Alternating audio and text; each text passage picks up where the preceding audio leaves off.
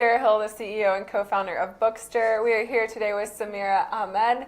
She is the author of Love, Hate, and Other Filters. Samira, thank you so much for being here. Thanks for having me. It is an honor to have you. You are on a book tour. You're on day 2. This was published yesterday, so right. It's hot. Can you first tell me, let's familiarize our audience with you. And by the way, you guys don't forget to send in questions, put them in their comments, and we will field them live and get you an answer. But first, all right, Samira, can you tell us a little bit about you? Sure. So Love, Hate, and Other Filters is my debut novel, and I haven't always been a writer, so I came to this book kind of through a few different avenues. I was a high school English teacher for a while, which was one of my big dreams when I was in high school. I always wanted to be an English teacher. And I taught in the Chicago area, and then I taught in New York City public schools.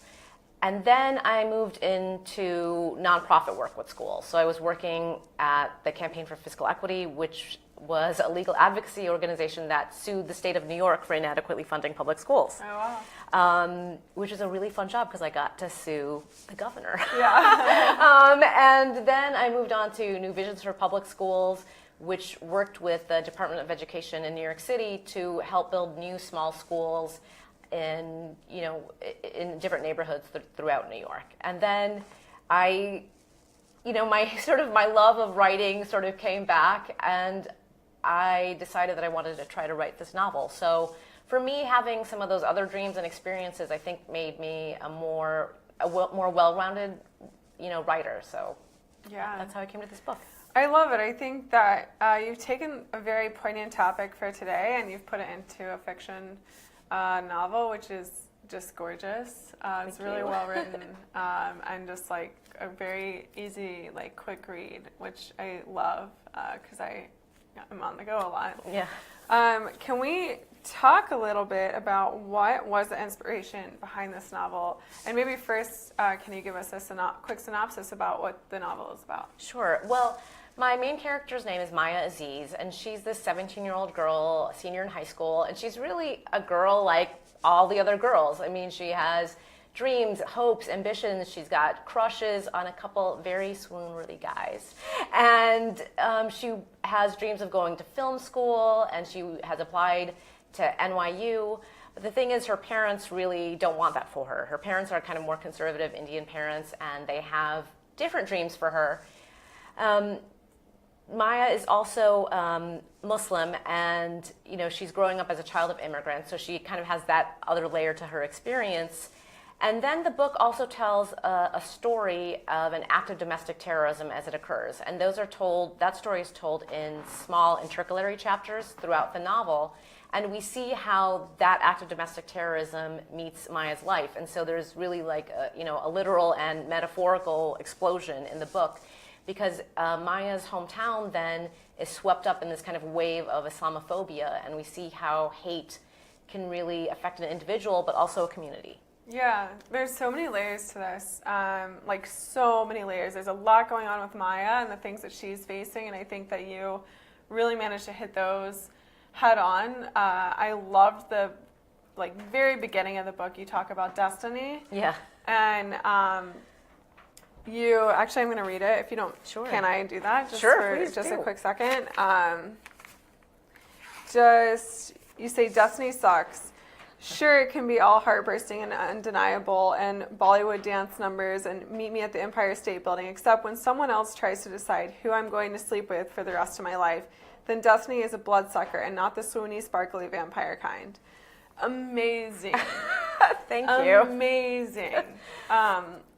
What made you decide to have that be your first opening? It hits you. You're like, wow, yeah, this is what this young lady is going through. Well, I think, Maya is having this experience that I think a lot of young women have. I mean, even if they're not Indian American or a child of immigrants or Muslim, which is kind of the expectations of what her parents believe her future should be and what society is kind of putting on her, and kind of her own dreams, which are maybe sometimes a little romanticized, just the vision and hope you have for the future. And Maya feels that tension, and I wanted that that tension to be there, right away. And in her case, her parents had a love marriage, which is not an arranged marriage, but despite that, they kind of have a vision of who they would like Maya to be with. And, of course, it's this kind of a young Indian American boy who's going to Princeton and is an engineering major and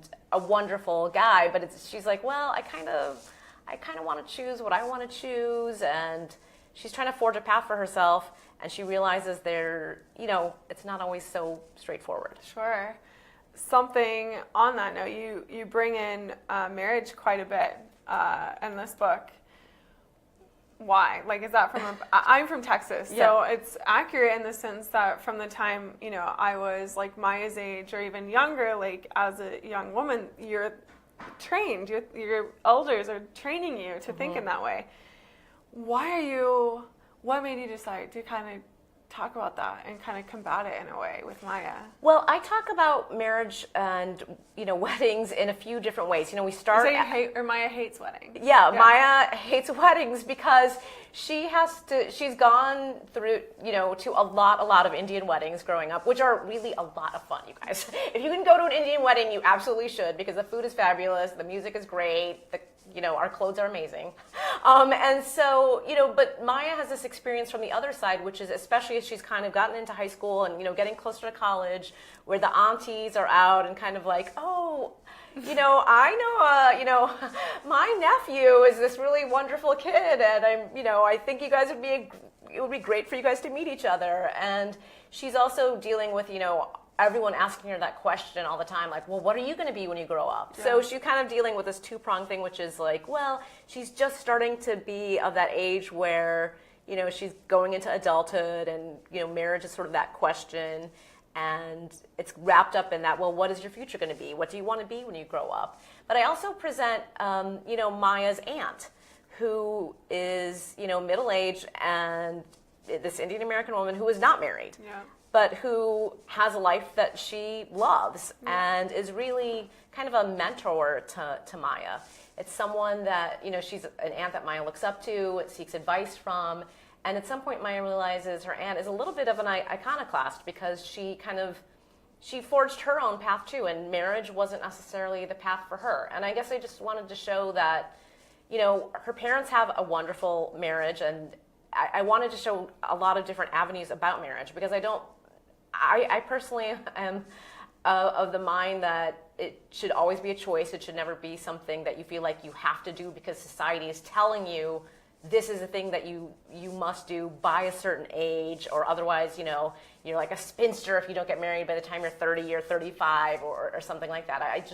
I don't believe that, and I just think that people should do what's right for them. I mean, I did not meet my husband until I was 35. So I was in some ways a little bit like that aunt who, people were like, God, when are you getting married already? And I'm like, let me live my life. I'm happy. I'm doing the things I want. I have all these other dreams, and, meeting the person that I, fall in like big love with is a dream also, but it wasn't my only dream. And I had other things I was doing along the way. So totally. You're preaching to the choir, by the way. I just turned 30 and I am a spinster. But I love my spinsterhood, you guys. It was great. Cool. So then also, and we're gonna get to some more questions as well. But so one thing I thought was really interesting, you do talk about Islamophobia, and instead of just like making it a theme of the book, you actually make a real terrorist event occur, and you kind of show how Maya has to deal with it and how the community supports her or doesn't based off this event. And there's actually like a thing that I'm not going to spoil where it really hits close to Maya. So, that was very, very brave of you. And what were you hoping to portray when you included that in your novel? Well, thank you. I mean, I guess I didn't see it so much as brave as more like just presenting what life can be like for a lot of Muslim kids in America. And as I said, I have this intercalary story that really follows the act of domestic terrorism. So the reader has a sense of foreboding, like something ominous is going to happen. And Maya doesn't know that. But that's just how, life is. I mean, Maya, like I said, she's just like a teenager. She's like applying to college. She's thinking about prom. She's thinking about this guy she has a crush on. And then all of a sudden, like, bam, something that has nothing to do with her just is like in her face. And she's confronted with Islamophobia, and she's confronted with this kind of hate, which she really, I mean, it just takes her back, because nothing that you can do in your life really prepares you for that moment where an event that has nothing to do with you, like literally is not even in your town, something that has literally nothing to do with you, can all of a sudden like shatter this part of your life.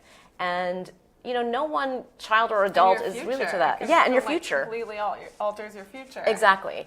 And, that's the aftermath. There's the act of domestic terrorism, which is horrible, and it's a terrible tragedy. And there's always a tragedy, the ongoing aftermath of what happens after that.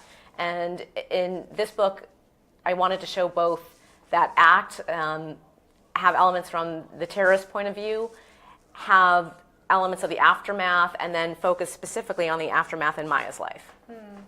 So good. Can I ask you about your writing process, and how long did this writing process take for you? Well, I started this book a very long time ago. The very first seed of this idea for this book came to me about like 8 years ago. Wow. But it wasn't really a linear process, so it wasn't like writing it every day for 8 years. I kind of had this idea, and I had never written a book before, or even a manuscript. I used to write a lot, like poetry, like really not good, angsty poetry, and you say that. personal narratives. I really like to do a lot just for myself. And then I had this idea, and I thought maybe this could be a book. And so I wrote this book, and then, I wrote a part of it, and I put it in a drawer. I think I finished the first draft of it, and I think I just put it in a drawer for like 2 years. Like, I didn't even do anything with it. Yeah.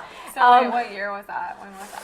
So it was like about 8 years. So I guess like 2009 or so. No way. Yeah. So I first got this character of Maya kind of popped into my head, and now what I do for all of my books, or all of my manuscripts rather, is that if I have kind of a seed of an idea, I first write a short story. Okay. And I call that my treatment. Yeah. And the way that works for me is I want to see if this character and the story kind of has legs. When you write a novel, you are really in it for a long time. Yeah.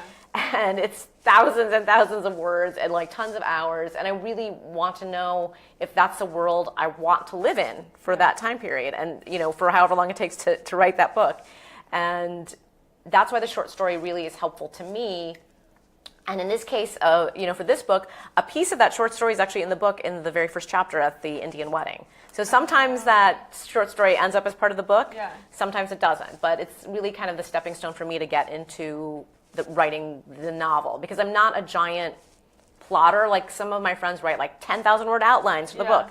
I'm more what I call like a plantster. Like, I'm between like writing from the seat of my pants and plotting it all out. So I write that short story, and I have sort of the general sense of what I want and some sort of sketches for the chapters, and I always know how I want the story to end. Okay. So even as you continue writing, you know that this ending is going to stay the same? Because that's when it can waver. So the very ending of this book, the final image of the book was one that I had in mind from the beginning. Wow. And that's still the final image. That's good. That's a cool, I would say that's a good sign. It's a bookend, I guess. Yeah, you stuck to your original intention. Mm-hmm. Something else that you tackle in this book is dialogue. I think that you have great dialogue in this book. Thank you.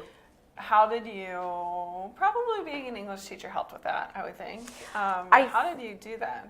Well, I think being an English teacher helped, and I was around high school kids a lot. And then even when I left the classroom, I was still working in schools.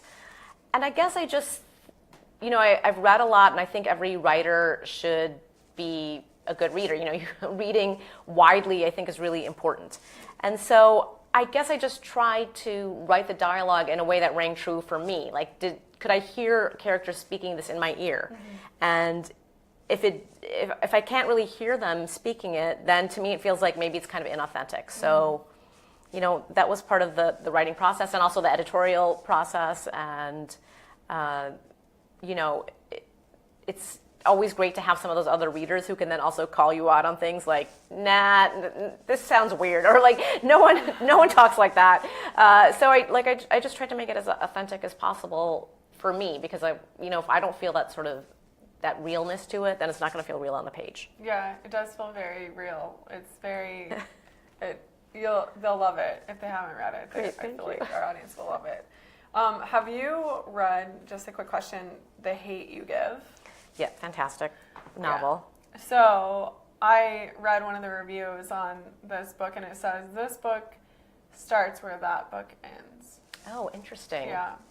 I have not thought of it that way at all. I mean, I guess, here's the thing. The Hate You Give is an incredible novel, and it is, it's really, I think, a world-changing kind of book. And we can tell just by literally the millions of people who've read it. It's going to be a movie now, and that is a novel that has a very important place in sort of, really, I think, like the history of literature in America. Yeah.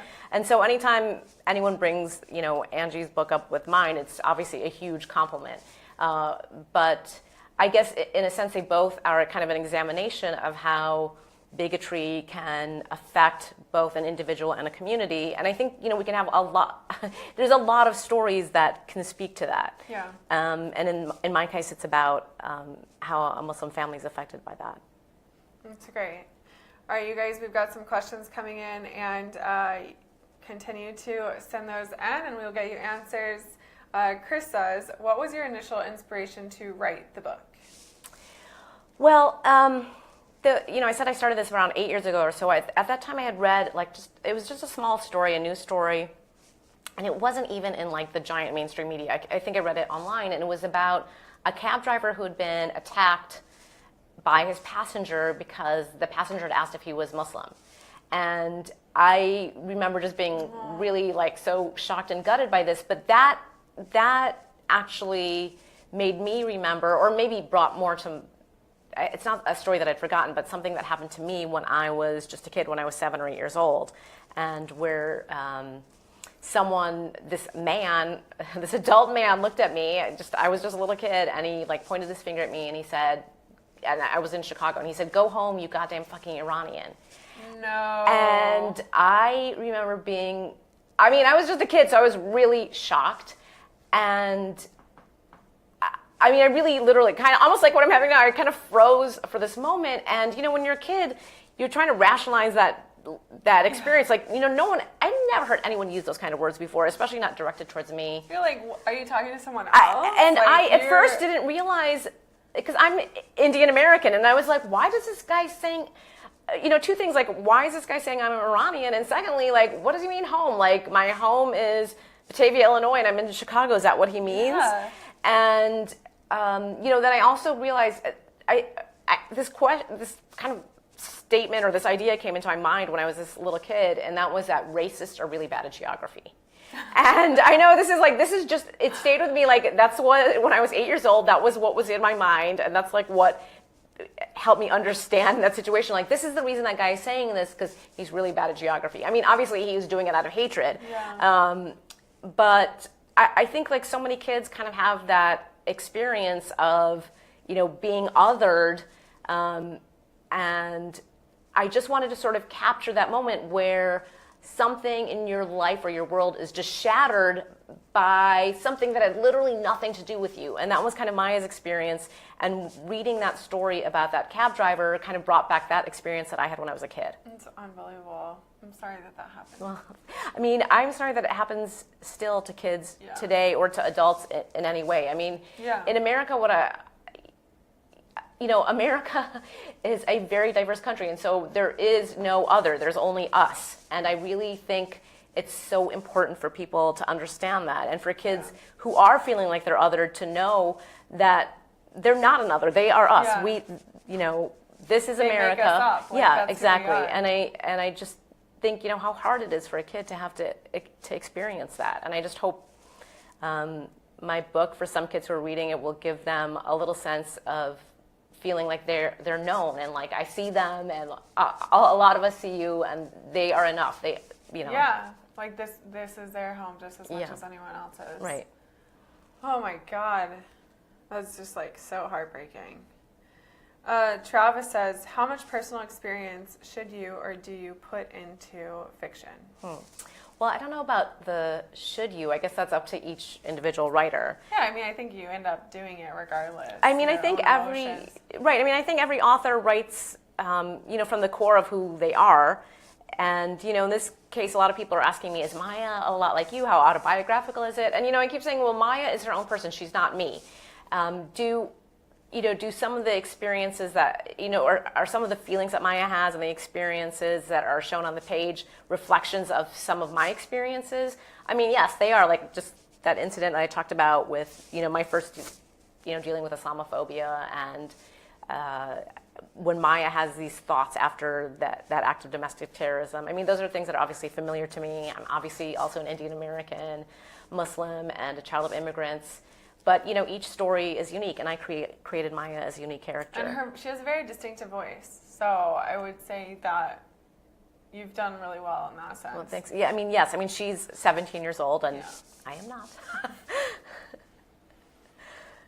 Laura Blaze says, how much of your own experiences... Oh, it's the same question almost. Is in the novel. It's a very popular question. I've been getting it a lot, so it's understandable. Yeah. Do you think that writers always put some of themselves on the page? Well, one thing is, Maya grew... I did put Maya in my old hometown.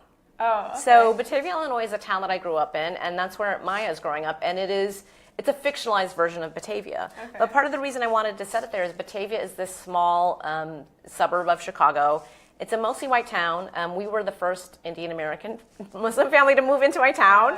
But I really loved growing up there. I had mostly a great experience. It's this very sort of kind of idyllic, Norman Rockwell-esque little town.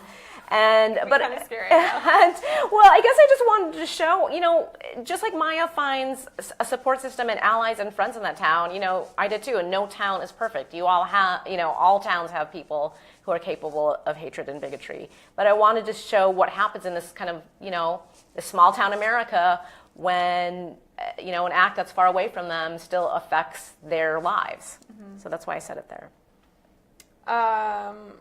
Lauren says, who are you hoping to reach with this book?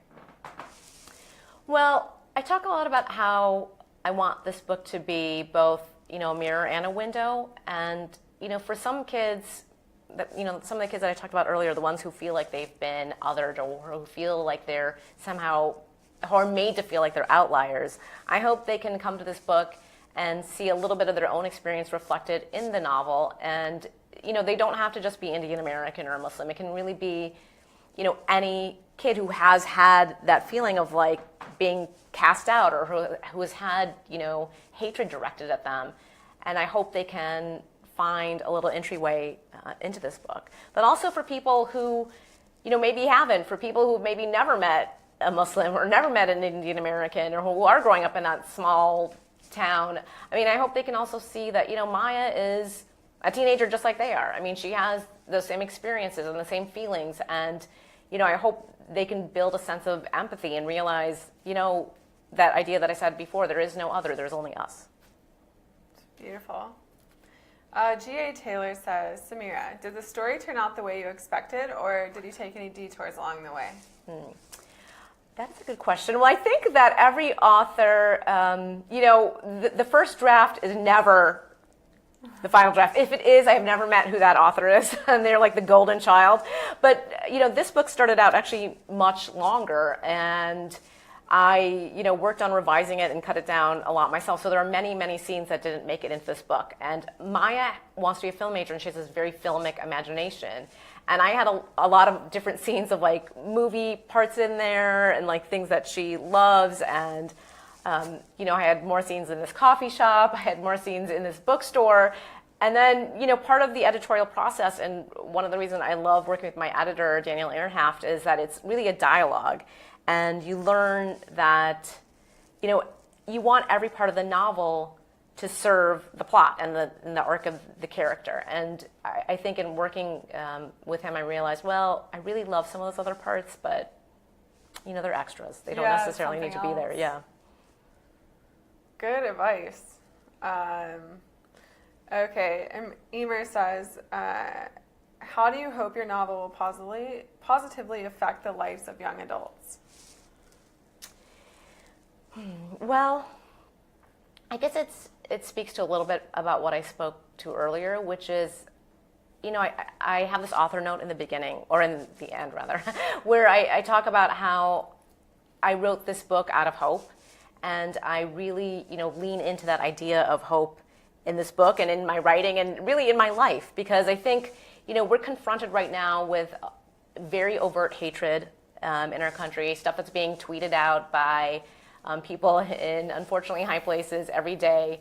And I really want this book to exist in a way, and to have readers believe that hope is there. And to, when you feel that kind of hope, I believe it also makes you able to, more stand up to some of that hatred and to some of that bigotry. And to know that you're not alone, I think, is really, really important. And for those kids, and even for adults who might be reading this book and who have even that small sense of feeling like alone or isolated, I hope they can see that they're not alone and they're not isolated. And sometimes, when you're down, you can find that around you there are people who can lift you up. And I hope my story is one of those things that can lift people up. It's amazing. That's amazing. That's why I'm in books, for that feeling.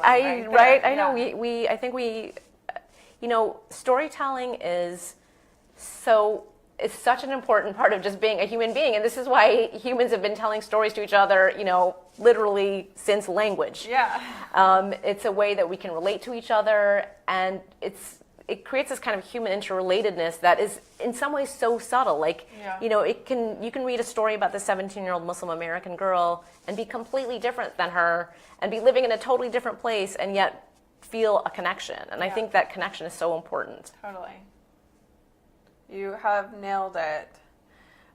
People are saying hello from Scotland, Tunisia, Pakistan, the Philippines, and Buffalo, New York. Nice. Hi, everyone. Hello. It's really fun it's really fun because people have been tweeting pictures of me of my book in different countries, and it's so awesome to see. I like to say that Maya's getting a lot of stamps in her passport, so it's really fun to see that. So thank you. Amara says, "Go Samira." So Jeff says, since it took you 8 years to write the book, at what point were you clear the book was going to get out there to the world?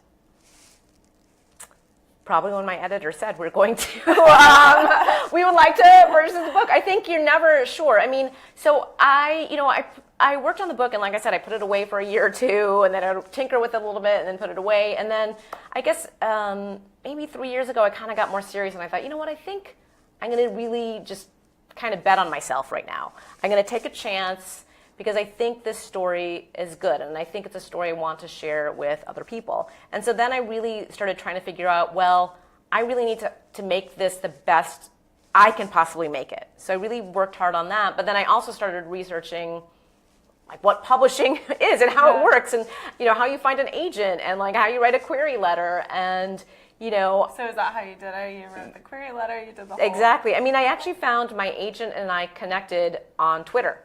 It was in a pitch contest. There's like Pitchman, there's all these pitch contests on Twitter where you tweet out a little kind of summary of your book, like then 140 characters. Wow. And he liked it. No. And so I was in one of these pitch contests, and I had just started querying. So I had queried, I think, like 20 agents before that contest.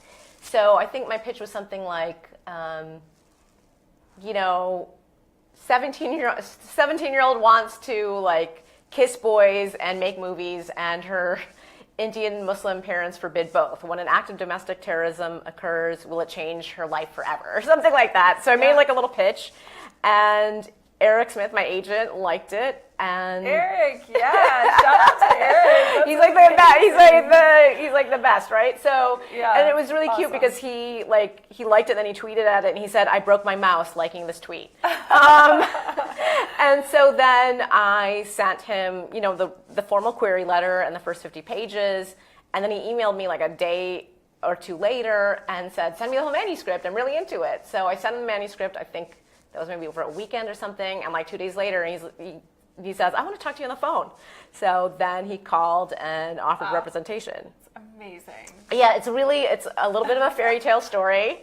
And so, That's so cool. Twitter was like my matchmaker. Yeah, that's so cool. Yeah, it was great. And when we talked on the phone, and this is actually important for people who are looking for agents. Like, you might get offers from an agent, but you have to know that the agent is the right match for you.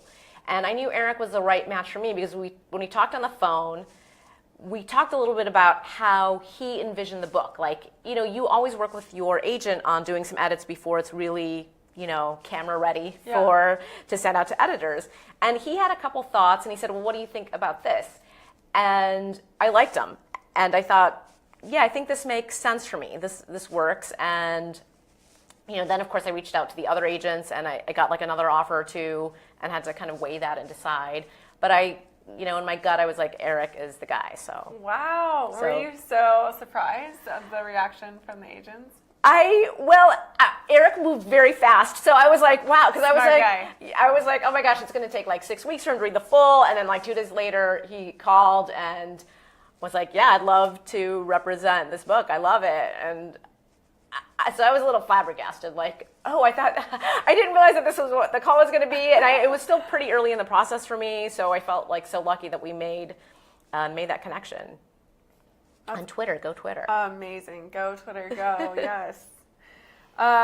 Katie Gardner says, what's been your favorite part of publishing so far? Well, yesterday was my pub day, so that was pretty amazing. Yeah.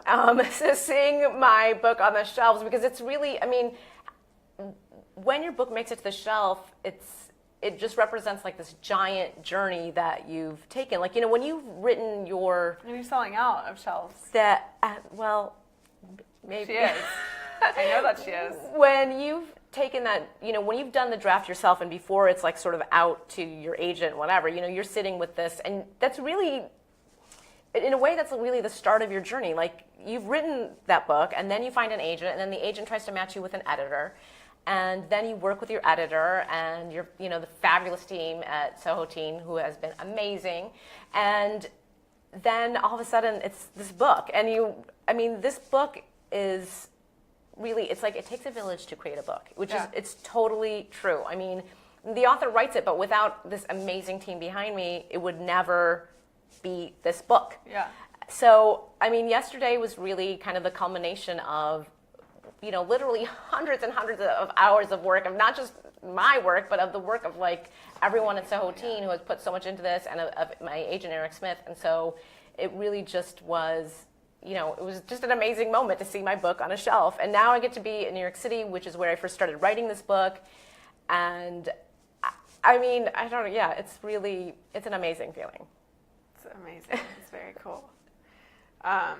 Travis says, for Maya wanting to be a filmmaker, how would she adapt your book into a film? That's an excellent question. Well, I think, Maya is more of a documentarian, but I think this book, I would love to see this book as a film, but it has this element of that act of domestic terrorism, which I think a really talented filmmaker could show in a way that allows the dramatic irony to still be there. Yeah. But we're still in this era of Hollywood so white still, where we don't see a lot of mainstream movies with people of color. Yeah. And I think there's so many stories that we're missing out on. Totally. And especially this one. I think that Maya, if she were going to be a filmmaker, she would be one of those people out there pushing for stories like this to be told. Yeah. Let's start with this one. That would be great. That would be wonderful, yes. I'm in full support. Tom says, why did you decide to write this as a YA book rather than aim it more to adults? Well, I wanted to show, Maya is on the cusp of adulthood. She's 17 years old, and I really think writing on that cusp, it just is a very powerful experience, both as the writer and I hope for readers, because I think anyone can read YA. I don't think you need to be a teenager to read YA. I read YA. A lot of adults read it, and I think for me, that young adulthood and writing into that space, I talk about it like I'm writing in this realm of possibility, is what I call it. Because when you are a young adult, there's so much out there that is possible. And I kind of have this vision of, the 17-year-old girl looking at just kind of this wall of doors, and they're closed, but they're not locked. She has the ability and the power to open those doors. And some doors aren't going to necessarily be easily opened. Some doors she would have to like kick down to open them. Some doors she might open them and be like, whoa, I don't like what's behind this door. I'm choosing another door. And, that's the age where you can do that. Yeah. And, I'm not trying to say that every pathway that you choose is going to be easy, but it still is possible. There's so much possibility, and I talked before about leaning into hope, and I think I like to write in that space of possibility because that is really a hopeful space. Great. We have two more questions, and then we're gonna have to wrap up, sadly. But you have a full night ahead as well. Yeah, I do. So Pooja says, "Wow, that's an amazing story. Congrats." And then we have Frank, and then one more. And Frank says, "Did you help with designing the cover, and how did you come up with it?" The writer does not really have that much to do with the cover, and I adore my cover. I think it's beautiful. It really captures a lot of the heart of the story. But I do know that both my team at Soho, and the designers, went back and forth, and that's a dialogue too, because the cover is obviously important and needs to speak to the book, and the author does not get final say on the cover. The illustrator of the cover is actually Kennedy Chapman, who did an amazing job, and he worked with Soho's artistic director and the sales team and many other people to put together this beautiful cover. I mean, when I saw it, my editor sent it to me and he said, "Well, what do you think of this?" I almost literally screamed. So, because I was like, it's amazing. I love it because I really love how she is just, present on the cover, but also is framing, she's framing the reader. So she's looking at you while you're looking at her. Yeah. And that really captures, so much of Maya, which is she uses that camera as kind of a filter through which she views the world. It's great too. She also has her camera here. Yes, and one of the details I love, the American flag camera strap detail. It's such a good detail. It's so good. So brilliant. They did a great job. I really had nothing to do with it, and that's why I feel like I cannot be a total narcissist and talk about how much I love it. And she's so fashionable too. She's got the jewelry and the lipstick. She's got her backpack going on. Yeah. I mean, it's I love it so much. She's doing things, making moves. It's like I'm in the closet with it, like the precious. It's so good. I love it. George says, "What's your advice to aspiring writers out there who feel like they have a story like this to tell?" Well, I think there's a lot of advice out there about writing. And I think when I've been being asked this question, I think for me, the most important thing for a writer is to know themselves, because I think that is where the core of your writing process stems from. I mean, I hear a lot of advice from people like, you've got to write every day, or you've got to write in this way, or you've got to have this vision. But I think you've got to do what works for you. And so you have to know yourself really well. And writing and publishing a novel is a really long process. Now, you can always, I wrote for many years for pretty much just an audience of one, which was myself. And I love doing it. It was an outlet for me. And then I had this feeling like, hey, I think I want this story to have a wider audience. And so then I chose this professional route. But you're still a writer, even if you're just writing for yourself. And I think, I think that's really important. But if you do have a story to tell and you want to reach a wider audience and go through a traditional publishing route, you've got to work really hard. You've got to be very persistent. And sometimes it can take years to get there. So, you've got to believe in yourself. When you're down, you got to be your own best cheerleader. And I do think that knowing yourself is the most important part of it. Yeah. And just keep trying. Keep submitting. Yeah, that's what I mean. You got to persist. I mean, a lot of people, sometimes I read these stories like this author was rejected 20 times. Well, 20 times of a rejection is not much at all. Yeah. So you have to have, kind of thick skin, and you have to sort of tamp down your ego a little bit, because rejection is part of the process. Yeah. And if you feel like you're going to be totally crushed by rejection, then traditional publishing might not be the perfect route for you. Maybe you're going to have a different route to get your story out there. Yeah, that's great advice. Samira, it has been an absolute pleasure to have you on today. Thank you so much for coming. Well, thank you. I loved it. And thank you so much for the great questions. Yes, thank you guys for the amazing questions. Where can our audience follow and find you?